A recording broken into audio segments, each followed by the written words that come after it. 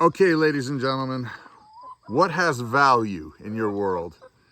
I know that it would be easy to say, well, money has value, my ATV has value, my 401k has value. Or cars or your house or whatever. But let's ask ourselves a real question. Can you eat your house? Not you. Can you eat your 401k if the money isn't really worth much? What if things change? Then what has value? I'm asking a real question because guess what, people? Just because the United States hasn't had a major problem like a lot of countries and a lot of countries throughout history have had major problems where things kind of just get crazy, and all of a sudden the things that were normally this is standard, this is standard, this is standard, I can rely on this, I can rely on that, when those things are no longer standard and reliable, then what has value? Would you like to eat? She would. Would you like to have eggs and be able to have breakfast and bake things?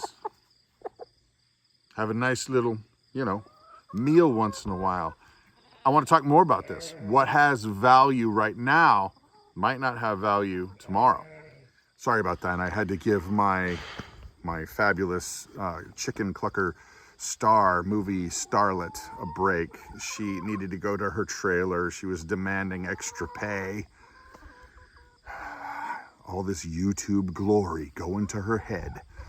Anyway, what has value today might not have value tomorrow, or things that you look at and go, boy, I really want to have a jet ski or this or that, or an ATV or some kind of recreational vehicle. Well, things that cost, say, $10,000 now, people might be giving away for $500 really soon. Well, what am I getting at? Times of financial upheaval, it's no big secret that what you think is important now, while things are great, really narrow down. If you look at the Great Depression, folks, people were literally starving, looking for any way they could to feed themselves and their kids, and getting out of cities and I'll work for basically nothing as long as you feed us on your farm, sir, please and thank you. Well, you, ladies and gentlemen, have a unique opportunity because right now things are somewhat stable, even though all the signs are pointing to craziness on the horizon. Well, if there is craziness on the horizon, and I promise you, I hope that they're not, I pray they're not, but if there is craziness on the horizon, well, do you think chickens are going to be more important than, say, a wave runner? I don't know. My wave runner is awfully delicious, and piece by piece, I could eat it, except for the fiberglass. No, you couldn't. I like eggs. A lot of things you can do with eggs, and whatever you have excess, if you're blessed to have excess eggs, you know what you can do? You can trade them for things. I don't know, like people to come over and help you with your house or your project or your garden or your this or your that. Because there's going to be a lot of people who can't afford eggs who would really like to have eggs, and you can trade them. Let that sink in. What are you going to eat? It doesn't really matter all the doodads you have. It doesn't really matter all the stuff and the things you have if you can't eat and your kids are begging mom and dad to help provide and there is nobody providing. There's a lot that you would do in that situation that I hope we don't ever have to get there. But last thing should be honestly the first thing, and that is this.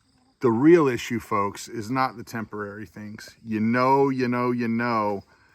we all pass, where we're all worm food, we all have a limited amount of breaths in our lungs. It's not going to be terribly long, and then you know what? We all have an expiration date. So the question is, what do you do with that? Do you rush around to fret and make preparedness, emergency stuff, your literally your idol? Do you do that? I said literally your idol. That's not good grammar. My homeschool wife is going to be very, very put out. Do you literally have that as your idol, where you're more worried about that than where you're going to go when you're worm food? Or how about this? Do you have a relationship with God? Because if you don't, all of the preparedness in the world is just going to benefit you for this much. And then what? I'm only saying this, folks, and obviously you know I'm not pushy. I'm just trying to throw this message out there. So I'm saying this because a lot of you have been pushing God away for a long time. And he's trying to get your attention. Me too. I'm a thick-headed, cotton-headed ninny muggins, whatever they say in the movies. I don't know. Takes a lot to get my attention, but I'll tell you what, lots going on, and we need to pay attention.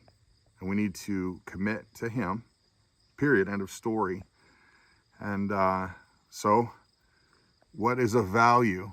Sure, chickens are of value now. They're going to be a lot more valuable soon. But what's really of valuable? What's really the treasure that doesn't fade? Have a blessed day.